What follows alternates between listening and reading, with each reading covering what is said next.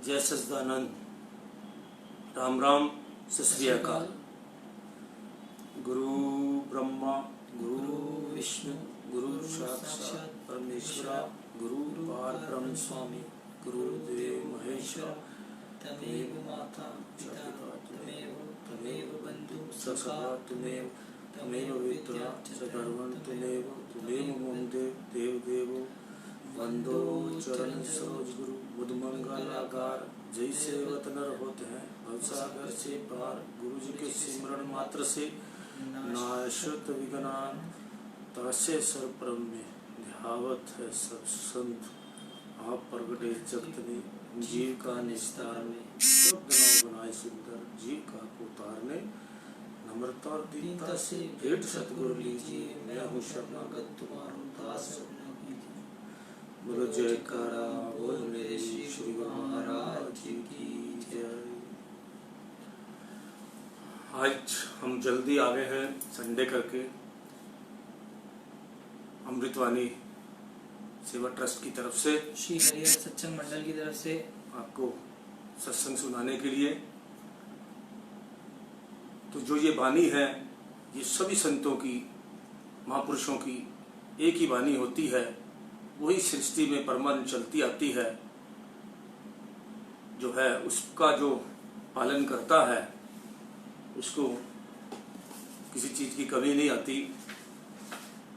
तो आज शांति वचन भंडार से हम आपको,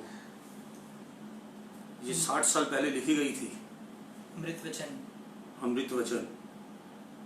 शायद ऐसे अमृत वचन जो है दुर्लभ अमृत वचन है, एक एक वचन में पूरा एक एक किताब लिखी जा सकती है। तो आप बिल्कुल ध्यान से इसको सुनिए। सतगुरु का आदेश है, हर्ष शोक निंदा स्तुति दुख सुख और ईर्षा द्वेष तथा पांचों विकारों से, इंद्रियों की इच्छाओं से सेवक को न्यारा रहना चाहिए। लाखों लोग चाहे सेवक की निंदा करे या महिमा, लोभ दे या भय, परंतु उसकी बातों को आई गई समझो। सतगुरु के वचनों पर दृढ़ रहना सेवक का परम धर्म है। भक्ति रस को भक्ति जानता है, विषय रस वाले को क्या पता। भला विष्टा का कीड़ा क्या जाने फल या मिठाई के रस को। मन के अशुभ विचारों में शीघ्र ना आ जाओ, उस समय धैर्य ध्यान और प्रार्थना से काम लो, नहीं तो लोक और परलोक में लज्जित होना पड़ेगा। फल की इच्छा को त्याग पूर्ण मन व तन से कार्य में संलग्न हो जाना ही सफलता की चाबी है। शारीरिक आवश्यकताओं की पूर्ति में फंसकर अपने लिए किसी से कुछ मत मांगो। एक व्यक्ति ने संत से कहा कि 20 वर्ष बीत गए भक्ति करते हुए, परंतु भगवान ने एक पुत्र भी नहीं दिया। संत ने कहा कि 20 वर्ष पुत्र के लिए भक्ति की है और पुत्र प्राप्ति से वंचित रह गए। अब 1 वर्ष उस अभिलाषा को त्याग कर सच्चे मन से केवल भगवान की भक्ति करो तो सभी कामनाएं स्वतः ही पूर्ण हो जाएंगी। यदि तुम कहो कि सारा संसार मुझसे प्रेम पूर्वक चले तो किसी एक के लिए भी तुम्हारे मन में घृणा ना हो। जो सतगुरु की सेवा या प्रार्थना में प्रेम से पूर्ण मन लगाएगा तो उसका मन प्रेम वहीन सेवा या प्रार्थना से 1000 क्या लाख गुना अधिक निकलेगा। लोगों का आश्रय लोगे तो सदैव दास्ता में जीवन व्यतीत करना पड़ेगा और मालिक के आगे अनुसार चलोगे तो निर्भय पद को प्राप्त करोगे। जो केवल शरीर का श्रृंगार करता है और आत्मिक उन्नति के लिए कुछ भी नहीं विचारता, उसे ऐसा मलिन व्यक्ति समझो जो वर्ष में 1 बार भी स्नान ना करे और प्रतिदिन वस्त्र बदलता रहे। तुम ऐसी भावना और पुरुषार्थ ना करो कि लोग मुझे बड़ा या अच्छा व्यक्ति समझे। लोगों से तुम्हें क्या उपलब्ध होगा? जो मिलेगा अपने शुभ विचारों एवं कर्मों से ही प्राप्त होगा। यदि तुम कहो कि मैं भक्ति मार्ग का अच्छे से अच्छा प्रचारक बनूं और लोग मुझसे से अधिक लाभ प्राप्त करें तो उस मार्ग के नियमों का पालन करो। फिर तुम्हारे एक अक्षर में वह प्रभाव और शक्ति उत्पन्न होगी जो आचरण रहित लोगों से अच्छे भाषण में भी नहीं होगी। यदि तुम्हारे कीर्तन व सत्संग करने में यह भावना निहित है कि लोगों से कुछ प्राप्त होगा तो तुम स्वयं ही भूखे हो, फिर दूसरों को तुमसे क्या प्राप्त होगा। माया है सत्य और भक्ति है सत्य, यदि असत्य का आश्रय लोगे तो धोखा खाओगे, और सत्य का आश्रय लोगे तो बाल बाका भी न होगा। तुम्हारी छाया तो तुम्हारे साथ अवश्य रहेगी, परंतु सोचना केवल यह है कि वह तुम्हारे पीछे है या तुम उसके पीछे हो। यदि उसे पकड़ने का यत्न करोगे तो वह आगे आगे भागेगी, यदि उसकी ओर पीठ करोगे तो वह तुम्हारे पीछे पीछे स्वतः ही चली आएगी। यही हाल माया का है।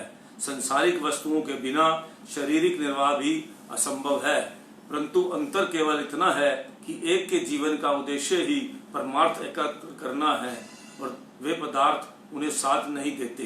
वे यहाँ भी और वहाँ भी खाली हाथ रहते हैं, और दूसरों का उद्देश्य मालिक की भक्ति करना है, परंतु पदार्थ उनके पीछे पीछे स्वतः आते हैं।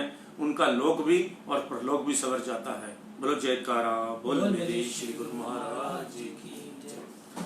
अब अमन सिंह से प्रवचन सुनिए तीसरी पातशाही जी के। सत्संग श्री परमहंस अद्वैत मत श्री तृतीय पातशाही जी महाराज। प्रवचन 25। सद्गुरु की सेवा 3 प्रकार की कही गई है, तन मन और धन की सेवा। इतिहास में ऐसे कई प्रमाण मिलते हैं कि सेवकों ने समय समय पर इष्ट देव की सेवा हर प्रकार से की। सेवा से ही अपने मनुष्य जन्म के लक्ष्य को प्राप्त किया। पहला है तन की सेवा। शारीरिक सेवा करने से सेवक के दिल में सद्गुरु के प्रति श्रद्धा बढ़ती है। शास्त्रों ने सद्गुरु की सेवा को बहुत ही महत्व दिया है। तन पवित्र गुरु सेवा कर, धन पवित्र कर दान, मन पवित्र हरि भजन कर, इस विधि होत कल्याण।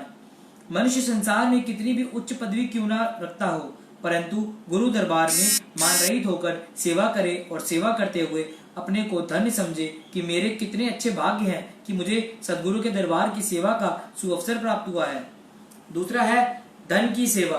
वे मनुष्य जो अपनी विवशता के कारण स्वयं गुरु दरबार में पहुंचकर अपने शरीर द्वारा सेवा नहीं कर सकते, उनका कर्तव्य होता है कि वे अपने धन को गुरु दरबार के लंगर में लगावे, ताकि गुरु दरबार के साथ मन लगा रहे।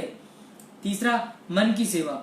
सद्गुरु संसार में प्रकट होकर सेवकों के लिए सेवा के भंडार खोलते हैं, जिससे सेवक तन व धन से सेवा करते हैं। उनका वास्तविक उद्देश्य ना तो किसी के तन से होता है और ना धन से। उनका प्रयोजन जीव के मन से होता है। सद्गुरु सेवक के तन व धन को सेवा में लगाते हैं, क्योंकि मन का संबंध तन व धन से होता है। जिधर तन व धन जाता है, जरूरी है कि मन भी उधर जाएगा, और जरूरत भी मन को सुधारने की है। भजन अभ्यास, सत्संग, सेवा, दर्शन, आरती, पूजा आदि सब साधन मन को सुधारने के लिए ही बनाए गए हैं, जिससे मन को प्रत्येक उपाय से संसार की विषय वासनाओं से हटाकर ईश्वर प्राप्ति के मार्ग पर लगाया जाए। सर्वसाधारण मनुष्य कठिन तपस्या नहीं कर सकते, इसलिए वे मनुष्य सद्गुरु की सेवा के मार्ग पर चलकर अपना कल्याण कर सकते हैं। प्रवचन 26। संत महापुरुष फरमाते हैं कि माया कई रूपों में अपना जाल फैलाती है। तू सद्गुरु की कृपा से अपने को माया से बचा। वे फरमाते हैं कि भाग रे भाग फकीर के बाल के, कनक ओ कामिनी बाग लागा, मारी तो ही लेंगे पड़ा, चिल्लाएगा बड़ा बेकूफ तू नहीं भागा। सिंगी ऋषि हूँ से तो मारी लिए, बचे न को जो लाख त्यागा, दास पलटू कहे बचे असोई जी, बैठी सत्संग दिन राती जागा। संत पलटूदास जी फरमाते हैं कि ए साधक, तू मायावी झिलमिल से अपने मन को दूर रख, क्योंकि सोना और कामिनी स्त्री ये दोनों बाघ के समान है, जो तुझे अपने दाव में फंसाने के लिए तत्पर रहते हैं। यदि इन्होंने दाव लगा दिया तो ये बुरी तरह से घायल कर देंगे, अर्थात माया के चक्कर में फंसा देंगे, और चिल्लाता रहेगा तो तेरी कोई भी पुकार ना सुनेगा। यदि इससे पीछा ना छुड़ाया तो यह तेरी अज्ञानता का चिन्ह है, क्योंकि इससे तो श्रृंगी ऋषि आदि जैसे बड़े बड़े ऋषि मुनि भी सद्गुरु की रहनुमाई के बिना नहीं बच सकते।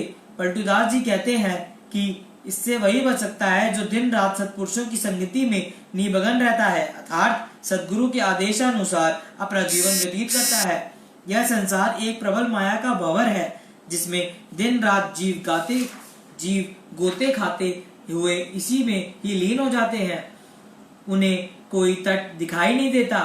महापुरुष इस भंवर से बचाने के लिए केवट बनकर आते हैं तथा इस माया की भंवर से बचाते हैं। वही जीव भाग्यशाली होते हैं जो उनका आश्रय ग्रहण कर इस भंवर से बाहर निकल आते हैं। अतः जिन्होंने सत्पुरुषों की संगति में आचरण में जीवन बनाया है वही अतः भव सिंधु से पार हो सकते हैं। यही सत्पुरुषों और सदग्रंथों की वाणियों पुकार पुकार कर कह रही हैं। प्रवचन 27। जब साधक का भजन अभ्यास की ओर मन अधिक पवित्र होने लगता है तो 3 शत्रु मार्ग से इसे भटकाने के लिए तत्पर रहते हैं। ये 3 शत्रु हैं आलस्य, निद्रा और प्रमाद। आलस्य कहते हैं सुस्ती और गफलत को। जो साधक भजन अभ्यास में नागा करता है वे अपनी मंजिल के रास्ते में रोड़ा अटकाता है। मन अगर चंचल है तो कुछ परवाह नहीं, किंतु भजन अभ्यास करने में आलस्य कभी नहीं करना चाहिए। निद्रा भी अभ्यास में रुकावट डालती है। प्रमाद कहते हैं बेपरवाही को।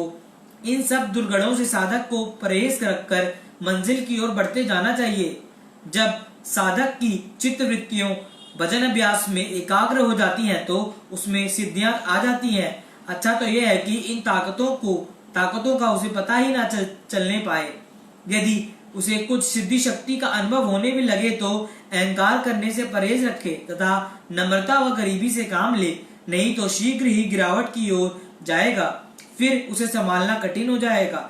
सिद्धि शक्ति आने पर दूसरों से अपनी प्रशंसा करवाना प्रिय लगता है, दिखावा करना भी स्वाभाविक हो जाता है। यह गलती और धोखा है। परमार्थ के मार्ग में यह भी सबसे बड़ा अवगुण है। जहाँ तक संभव हो इससे बचना चाहिए। किसी ने सत्य ही कहा है, फना बगैर बका का पता नहीं मिलता, खुद ही मिटाओ ना जब तलक खुदा नहीं मिलता। यही अहंकार भक्ति मार्ग में साधक के लिए सबसे भयंकर बाधक है। यही पतन का कारण है। अहंकार को सत्पुरुषों ने भयंकर अजगर का रूप कहा है, जिसके मुंह में जाने पर बचना कठिन ही नहीं असंभव भी हो जाता है। इस अहंकार रूपी अजगर ने कितने तपीश्वरों तथा योगियों के तप अथवा योग में ऐसी फुफकार मारी कि उनके किए गए अनेकों वर्षों के तप, जब ध्यान, संयम आदि की सब कमाई के क्षण भर में बिल्कुल नष्ट कर दिया। कितने ही शारीरिक कष्ट रहे, उपवास किए, नग्न रहकर शीत, गर्मी और वर्षा ऋतुओं को समझकर गुजारा, परंतु अहंकार के एक थपेड़े ने मुंह के बल नीचे गिरा दिया। यह कितना धोखा हुआ। अतएव साधक जिसे साधना से लक्ष्य की प्राप्ति करनी है उसे गुरु भक्ति मग को अपनाकर सद्गुरु के वचनानुसार नित्य प्रति अपने मन पर ध्यान रखना चाहिए तथा अहंकार का हनन करके भजन अभ्यास में निरत रहना चाहिए। तभी इस भक्ति और परमार्थ के मार्ग में सफलता प्राप्त हो सकती है। प्रवचन 28। जैसी करनी वैसी भरनी, जैसा ज्ञान वैसा ध्यान, जैसा ख्याल वैसा हाल, जो बोवोगे सो काटोगे। कीकर बोकर उस पर आम कदापि नहीं पाया जा सकता। जो बीज बोया जाता है वह अवश्य फल लाता है, चाहे वह अति साधारण और तुच्छ ही क्यों ना हो, क्योंकि उसमें फल देने की क्षमता गुप्त रूप से विद्वान है। बिना बीज बोए कोई भी फल प्राप्त नहीं किया जा सकता। ना ही ऐसा कभी होना संभव है कि बीज बो दिया जावे और फल प्रकट ना हो। मानव रूपी किसान जिस प्रकार के कर्मों की खेती जीवन रूपी भूमि में बोएगा, उस अनुरूप ही अन्य योनिया रूपी फल की प्राप्ति होगी। अतएव इस जन्म में शुभ कर्मों की कमाई करना ही मनुष्य का कर्तव्य है। यही साथ जानने वाली पूंजी है जिसे संचित करना है। प्रवचन 19। महापुरुष संत सद्गुरु ये कदापि नहीं चाहते कि जीव माया का दास बना रहे। अतएव वे इस गुलामी से छुड़ाना और स्वतंत्र बनाना चाहते हैं। अज्ञानवश जीव ऐसा ही समझता है कि माया के पदार्थों को पाकर मैं उनका मालिक बन गया हूँ, मगर यही उसकी गलत फहमी है। संतों का कहना है कि वास्तव में यह जीव तो उन मायावी पदार्थों का गुलाम हो रहा है और उनके अधीन है, फिर भी अपने को उनका स्वामी समझ रहा है। इससे बढ़कर धोखा और भ्रम क्या होगा। जब कोई व्यक्ति शत्रु के फंदे में पड़ जाए तो क्या शत्रु अपने कब्जे में आए हुए शिकार को सुखी रहने देगा? हरगिज नहीं। यह स्वयं विचार कर लो कि जीव की दशा कुछ ऐसी है कि इसे गुलामी, दुख और बंधन से छुटकारा पाने का तो कभी ख्याल ही पैदा नहीं होता, फिर छूटेगा भी कैसे? इसके अंदर तो माया की गुलामी का जुआ अपने कंधों पर दृढ़ता पूर्वक जमाए रखने की ख्वाहिश काम कर रही है। यदि जीव काल और माया की गुलामी से आजाद होने का अभिलाषी हो तो उसे संत सद्गुरु की अधीनता, दासता और सेवा के मार्ग पर चलना तथा उन्हीं नियमों को अपनाने की आवश्यकता है। अपने बल व भरोसे पर तो जीव काल और माया की गुलामी से आजाद कदापि नहीं हो सकता। केवल सद्गुरु ही जीव को गुलाम से मालिक बना देते हैं। गुलामी ही दुख, अशांति, कल्पना और 84 लाख योनियों के चक्र का कारण है जो तुम्हारे पल्ले पड़ गए हैं। ये सब के सब जीव हैं, वे हैं, ये सब के सब जीव के अपने मांगे हुए हैं। यह जीव की अपनी ही खरीद है। जो कर्म भी भला या बुरा जीव करता है उसका फल तो उसे अवश्य भोगना पड़ता है। जीव अपनी इच्छाओं से स्वयं ही इन चीजों को एकत्रित करता है और फिर इसके कारण परेशान भी होता है। इन्हीं दुख, कल्पना, शांति और नीच योनियों के बंधन से मुक्त होने के लिए जीव को सद्मार्ग संत महापुरुष ही दिखलाते हैं। संत सद्गुरु की शरण पूर्व जन्मों के शुभ कर्मों के फलस्वरूप उत्तम संयोग से उपलब्ध होती है। विवेकशील पुरुष बंधन मुक्त होने के लिए ही जीव के पूर्ण महापुरुष संत सद्गुरु की शरण ग्रहण करता है। संत सद्गुरु ही इस भेद को जानते हैं कि जीव क्यों दुखी है और वे अपने सत्संग उपदेश द्वारा जीव को इन समस्त दुखों से छुटकारा पाने के उपाय बतलाते हैं। बोलो जयकारा बोल मेरे श्री गुरु महाराज की जय।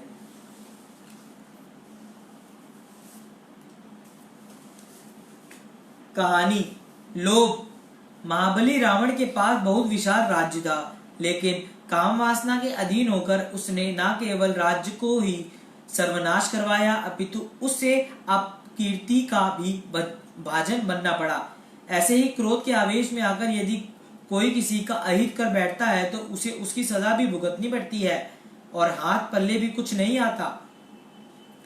ठीक इसी प्रकार लोभ के वशीभूत हो किसी को पीड़ा पहुंचकर अगर कोई धन एकत्रित कर ले तो यह धन क्या उसके साथ जाएगा? नहीं, सबका सब यहीं धरा रह जाएगा, लेकिन अपने अनुचित कर्मों का भुगतान उसे अवश्य भुगतना पड़ेगा। एक व्यापारी ने मन ही मन अपने व्यापार में लाभ होने वाली रकम का कुछ हिस्सा किसी संत जी को देने का विचार किया। संयोगवश उसका व्यापार इतना बड़ा कि संत जी के हिस्से के भी 500 रुपए बन गए। उसने कभी किसी को 5 रुपए भी मिथ्या नहीं टेका था, फिर 500 तो बहुत ही बड़ी रकम हो गई थी। उसका मन बेईमान हो गया, फिर भी 500 रुपए लेकर वह घर से चल पड़ा। संत जी की कुटिया कुछ दूर पर थी। सोचने लगा कि संत जी के एक घोड़ा खरीद लेता हूँ, संत जी ब्राह्मण हेतु उसे ले जाया करेंगे।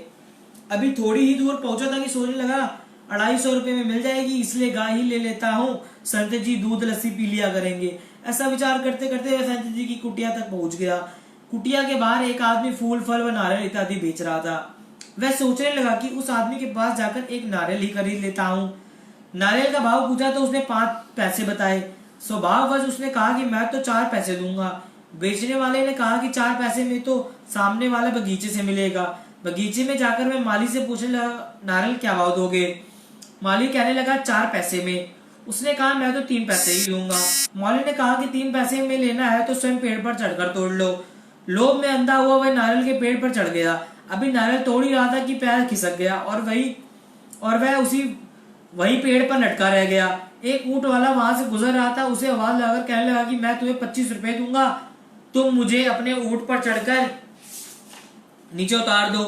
ऊंट वाला भी 25 रुपए के लालच में आ गया और ऊंट पर चढ़कर जैसे ही उसे नीचे उतारने लगा कि ऊंट नीचे से खिसक कर भाग गया।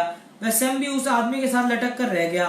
तभी एक आदमी गधा लेकर उधर से निकला। उस आदमी ने उसे आवाज लगाकर 25 रुपए का प्रलोभन देकर गधे पर चढ़कर उन्हें उतारने को कहा। वह गधे वाले को गधे पर चढ़कर जैसे ही उन्हें खींचने लगा कि गधा भी भाग गया। अब तो तीनों ही वहां लटकने लगे। कुछ देर पश्चात वहां संत जी भी सत्संग समाप्त कर उधर से निकले तो अनायास ही उनकी दृष्टि उन तीनों पर पड़ गई। वे पूछने लगे कि ये सब कैसे हुआ? नीचे लटकते हुए दोनों आदमी बोले कि यह सब 25 रुपए के लालच में हुआ। माली ने वहां पहुंचकर जब उनकी दशा देखी तो वह बोला कि जो 1 पैसा बचाने के लिए पेड़ पर जा पड़ा उसके पास 25 रुपए कहां से आए? ऊपर लटके व्यापारी ने जब यह सुना तो आवेश में आकर जेब में से जैसे ही रुपए निकालने लगा तो उसका हाथ छूट गया। हाथ छूट जाने के कारण बाकी के दोनों आदमियों समेत धड़ाम से नीचे गिरा और तीनों वहीं ढेर हो गए। संतों ने कहा है, अधिक लोभ न कीजिए, अधिक लोभ है मलीन। 1 टके के कारण लटक मोए नर 3। केवल 1 टके ने 3 आदमियों की जान ले ली। यह हुआ लोभी के शरीर का मोल। ऐसा धन्य संचय करने का क्या अर्थ जो जीवन ही शेष न रहे। अमूल्य श्वासों का खजाना हाथ से गवाकर जीवन की हानि कर लेने में कोई लाभ नहीं है। परमसंत श्री कबीर साहिब जी ने अपनी वाणी में वर्णन करते हैं, जब मन लागा लोभ से गया विषय में मोह, कहे कबीर बिचारी के कस भक्ति धन होए। फरमाते हैं कि लोभ में गलतान हुआ मन सदैव विषयों की ओर आकृष्ट हो जाता है। ऐसे में भक्ति का धन किस प्रकार प्राप्त हो सकता है? इसलिए सच्चे धन को पाने के लिए जीव को मन से झूठे धन का लोभ हटाना अत्यावश्यक है। बोलो जयकारा, बोल मेरे श्री गुरु महाराज की जय। चाणक्य नीति। प्राकृतिक आपत्तियों जैसे अधिक वर्षा होना और सूखा पड़ना अथवा दंगे फसाद होना, महामारी के रूप में रोग फैलाना और शत्रु के आक्रमण करने पर तथा भयंकर अकाल पड़ने पर और नीचे लोगों के साथ होने पर जो व्यक्ति सब कुछ छोड़ छाड़ कर भाग जाता है, वह मौत के मुंह में जाने से बच जाता है। आचार्य चाणक्य कहते हैं कि जहां दंगे फसाद हो उस जगह से व्यक्ति को दूर रहना चाहिए। यदि किसी शत्रु ने हमला कर दिया हो या फिर अकाल पड़ गया हो और दुष्ट लोग अधिक संपर्क में आ रहे हो तो व्यक्ति को वह स्थान छोड़ देना चाहिए। जो ऐसा नहीं करता वह मृत्यु का ग्रास बन जाता है। जिस व्यक्ति के पास धर्म, अर्थ, काम और मोक्ष आदि इन 4 पुरुषार्थों में से कोई भी पुरुषार्थ नहीं, वह बार बार मनुष्य योनि में जन्म लेकर केवल मरता ही रहता है। इसके अतिरिक्त उसे कोई लाभ नहीं होता। आचार्य चाणक्य का भाव यह है कि व्यक्ति मनुष्य जन्म में आकर धर्म, अर्थ और काम के लिए पुरुषार्थ करता हुआ मोक्ष प्राप्त करने का प्रयत्न करे। मानव देह धारण करने का लाभ यही है।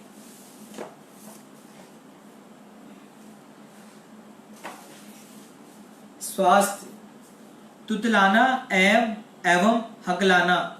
बच्चे यदि एक ताजा हरा आंवला रोजाना कुछ दिन चबाएं तो तुतलाना और हकलाना मिटता है। जीभ पतली और आवाज साफ आने लगती है। मुख की गर्मी भी शांत होती है। इसके उपचार हैं बादाम की गिरी 7, काली मिर्च 7, दोनों को कुछ बूंदे पानी के साथ घिसकर चटनी सी बना ली और इसमें जरा सी मिश्री पिसी हुई मिलाकर चाटे। प्रातः खाली पेट कुछ दिन लें। स्पष्ट नहीं बोलने और काफी ताकत लगाने पर भी हकलाहट दूर ना हो तो 2 काले मिर्च मुंह में रखकर चबाएं, चूसें। यह प्रयोग दिन में 2 बार लंबे समय तक करें। हकलाकर बोलना। 4 ग्राम सौंफ को थोड़ा कूटकर 300 ग्राम पानी में उबालें। जब पानी उबलकर 100 ग्राम रह जाए तो उसमें 50 ग्राम मिश्री तथा 250 ग्राम गाय का दूध मिलाकर रोजाना सोने से पहले पीते रहने से कुछ दिनों में ही हकलाकर बोलना ठीक हो जाता है। काली खांसी। भुनी हुई फिटकड़ी 2 ग्रेन, 1 रत्ती, चीनी 2 ग्रेन, दोनों को मिलाकर दिन में 2 बार खिलाएं। 5 दिन में काली खांसी ठीक हो जाती है। बड़ों को 2 गुनी मात्रा में दें। यदि बिना पानी के ना ले सके तो 2 घूंट गर्म पानी ऊपर से पिलाएं। बोलो जयकारा, बोल मेरे श्री गुरु महाराज जी की जय। तो आपने आज अमृतवाणी सत्संग सुना। 2 बात मैं आपको कहूँगा, क्योंकि कुछ ऐसे रोज ऐसी बातें सामने आती हैं जिसको आपस में शेयर करना बहुत ज़रूरी होता है। आज हमने अखबार में पढ़ा, एक बहुत बड़ा चैप्टर आया है और दिख भी रहा है हमें कि लॉकडाउन के दौरान जो है, वैसे तो कुछ इलाकों में खुल गया है लॉकडाउन और जो है काम पे भी लोग जाने लगे हैं, लेकिन एक बड़ी प्रॉब्लम आई है घर बैठकर लोगों को कि डिप्रेशन की। डिप्रेशन किसको होता है? जो नेगेटिव सोचता है, जिसके अंदर पॉजिटिव विचारों की कमी होती है, वो डिप्रेशन की बात सोचता है। तो घर में आप अकेले जब बैठते हैं, पहली बात तो आप सुबह से लेकर शाम तक नियम बनाइए। जो आदमी खुद भुगता हो किसी चीज़ से, उसी को ही इस लंबी लाइफ के अंदर कभी न कभी इंसान को ऐसी स्थिति में डिप्रेशन में आता ही है। कई लोग उसमें मेडिसिन के सहारे निकलते हैं, कुछ अपनी विल पावर से निकलते हैं। सोच बदलनी पड़ती है। इसी तरह डिप्रेशन जो है कोई बीमारी नहीं, मन का एक वो है, मन की प्रॉब्लम है। अगर आपके अंदर पॉजिटिव विचार नहीं है, नेगेटिव विचार जब ज़्यादा हो जाते हैं तभी डिप्रेशन की प्रॉब्लम होती है। तो आप इस प्रॉब्लम अभी जो है हर टाइम को, इसके पीछे बहुत सारी कहानियां हैं लेकिन मैं आपको सुनाऊंगा नहीं। सिर्फ मैं आपको एक ये बताऊंगा कि सिर्फ जो तरीका यही है कि हर जीवन में नियम बांध लीजिए, आपको ज़िंदगी में कभी प्रॉब्लम नहीं आएगी। चाहे देश में रहें चाहे विदेश में रहें, आप अनंतपुर जाते हैं, नियम पूर्वक सारे काम होते हैं। सोने का नियम है, खाने का नियम है, सुबह का एक चार्ट बना लीजिए, उस हिसाब से अपना, और एक मन में सोच लीजिए ये नेगेटिव, ये टीवी पर चैनल बदल बदल के देखने के जो प्रोग्राम हैं ये बिल्कुल नहीं देखने चाहिए, और ख़ास तौर में बच्चों को बिठाकर तो साथ में कभी नहीं दिखाने चाहिए, क्योंकि समाचारों के अंदर आप देख ही रहे हैं सारा दिन कोरोना के अंदर इतने मर गए, ये संख्या हो गई, यह हो गया। हम लोग भी, जब बड़े लोग भी, समझदार लोग भी इसमें दिक्कत में आ जाते हैं, तो आप बच्चे क्यों नहीं आएंगे। तो बच्चों को खास तौर पर धार्मिक प्रोग्राम दिखाइए, वैसे दिखाइए जो उनके इंटरेस्टिंग प्रोग्राम है, तो इस तरह करके जो है। और दूसरा, सुबह से लेकर शाम तक जो अपने गुरु भाई हैं सुबह से बच्चों को उठाएं, उनको एक, कई बच्चे घर बैठ के सोचते हैं कि कोई काम नहीं है, मगर काम देखे जाएं तो बहुत सारे हैं। सुबह के नियम बनाएं। बच्चों को आलस की आदत की वजह से डिप्रेशन होता है, सारा दिन बेड पर पड़े रहना, ये बहुत बड़ा आलस हो, सारा दिन सोना, फिर सारा दिन ऐसे विचार उत्पन्न होते रहते हैं जिससे जो है आदमी कोई ना कोई, उनमें कहते हैं खाली दिमाग शैतान का घर।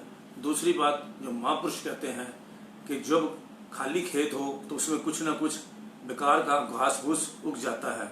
इसी तरह जो है जब आप कुछ नहीं उसमें बोने की कोशिश करोगे, बोने का मतलब है जब आप कुछ करोगे ही नहीं, अच्छे विचार की बात ही मत नहीं सोचोगे, तो सारा दिन आप जो है अपने को नियम बांध लीजिए, किस टाइम सोना है, सुबह आरती पूजा, उसके बाद फिर उसके बाद नाश्ता है, जैसे भी आपके सिस्टम बन सकते हैं उसी हिसाब से आप सारा दिन बेकार की चर्चा में मत बैठिए, निंदा चुगली में मत बैठिए, अच्छी किताबों का अध्ययन कीजिए।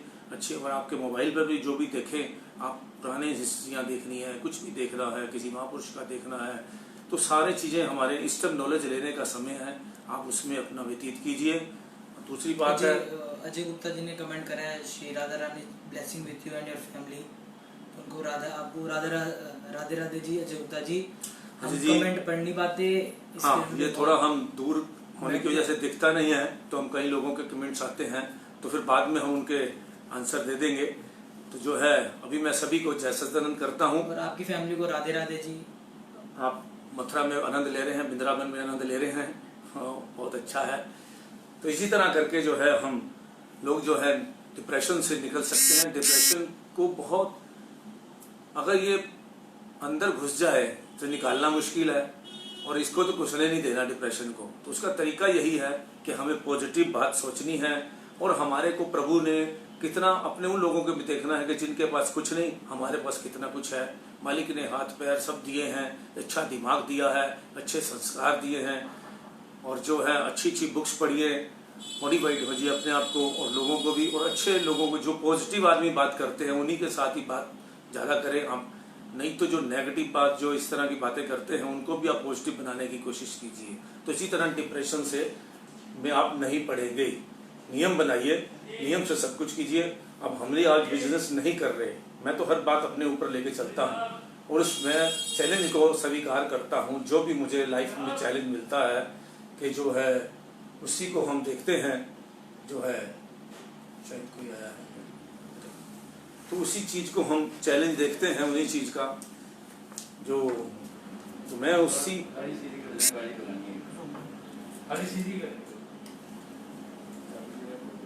तो उसी तरह के हम चैलेंज स्वीकार करते हैं। मैं सोचता हूँ मैं लोगों को समझाऊंगा, मगर आप खुद जब उसमें से उसको प्रैक्टिकली लाता हूँ, क्योंकि जब तक हम खुद नहीं देखेंगे लोगों को समझाना बड़ा मुश्किल होता है। हमें खुद उन चीज़ों से, मैं उस जान के उन चीज़ों को एक्सपेरिमेंट में करता हूँ, फिर मुझे समझ आती है कि राइट में क्या है। तो इसी तरह डिप्रेशन जो है, आप घर में पड़े रहोगे, आलस में रहोगे, बुरे लोगों में बैठोगे, बेकार की बातों करोगे, तो डिप्रेशन नेचुरली आएगा, गलत थिंकिंग आएगी। हमेशा मन को साफ रखिए, एकाग्र रखिए, और जो है एकदम प्लेन रखिए, क्योंकि इस जीवन जो है, एक चीज़ समझ लीजिए, हमारा मालिक जो है हमें सब कुछ देख रहा है, इस बात को समझो, और जो मालिक है वो हमारी सुन रहा है। आपको मालिक को लगेगा कि जब ये इस तरह ये आदमी चलना चाहता है तो भगवान आपको उसी तरह के साधन देगा। उसी के आप जब चाहोगे कि मैं भगवान बड़ा खुश रहना चाहता हूँ, बड़ा शांति में रहना चाहता हूँ, तो भगवान आपको शांति भी देगा, खुश भी रखेगा। उसके लिए साधन अपने आप नेचर मिलती है। जब आप उस तरफ चलोगे तभी तो आपको कुछ मिलेगा। आप जिधर आपने जिस तरफ की यात्रा करनी है उस तरफ चलना ही नहीं शुरू करोगे तो नेचर आपको क्या कहते हैं, हिम्मत मर्द मदद खुदा। तो इस तरह करके आप, ये गुरुमत जी की कहानी में भी हमारी एक आएगी कि चौथी पातशाही जी भी ये बात कहते थे कि हिम्मत मर्द मदद खुदा।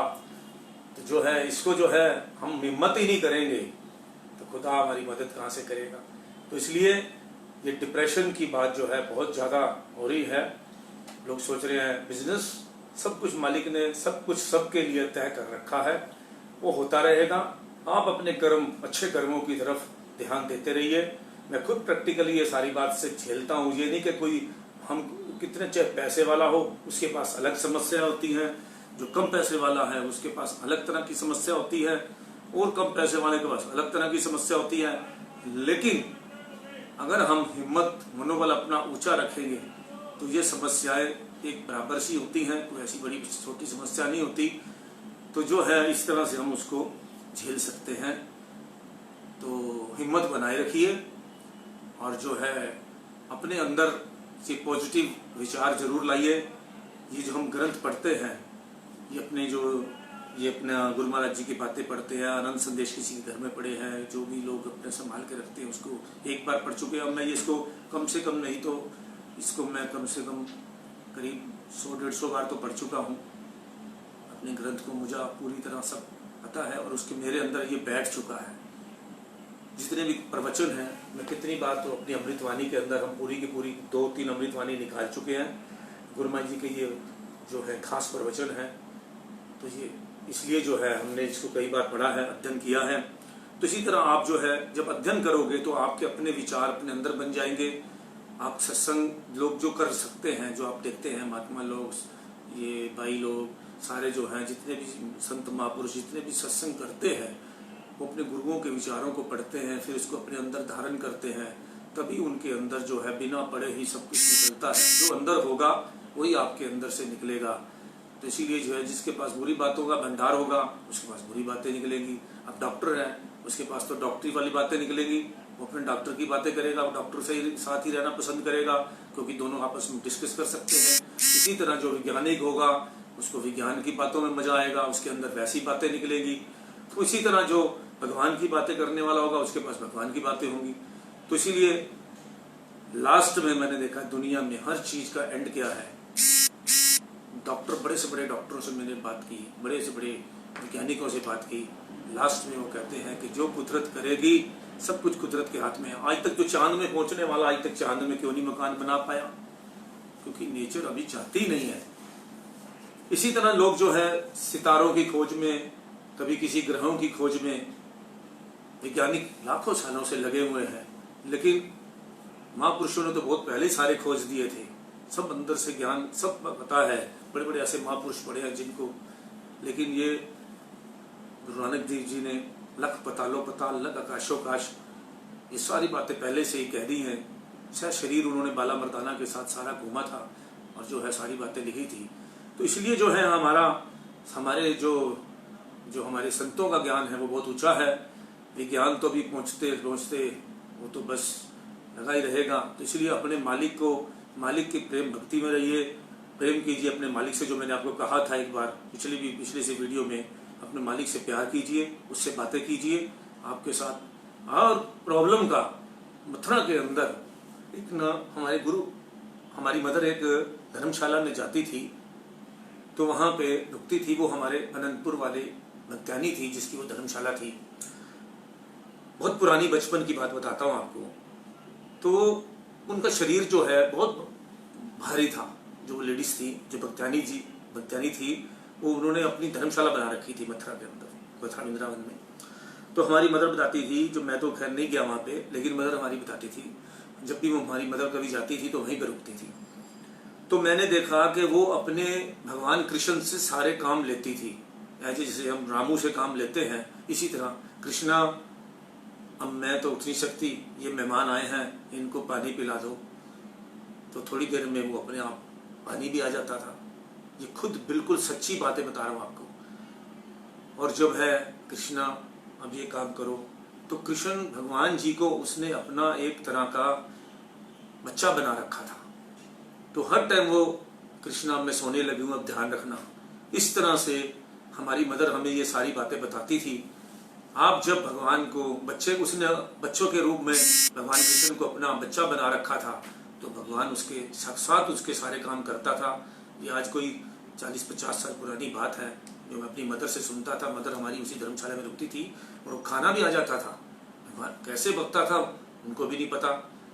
तो उस टाइम सब भोले लोगों का जमाना था। आज जो चलाक लोग हैं, चलाक बुद्धि से भगवान कभी नहीं मिलता, ये बात लिख लीजिए। जो चतुर लोग होते हैं उनको भगवान बड़ी मुश्किल से मिलता है, फिर वो ज्ञान के रास्ते से ही मिलता है। जो प्रेम से पाना चाहते हैं उनकी भक्ति बड़ी आसान होती है। तो इसीलिए जो है भगवान से प्रेम कीजिए, दोस्ती कीजिए, उनसे बातें कीजिए। जिसको डिप्रेशन हो जाए वो भी बातें करे, क्योंकि वजह क्या है, मालिक सब कुछ ठीक करता है। हिम्मत रखिए। जय सच्चिदानंद, राम राम।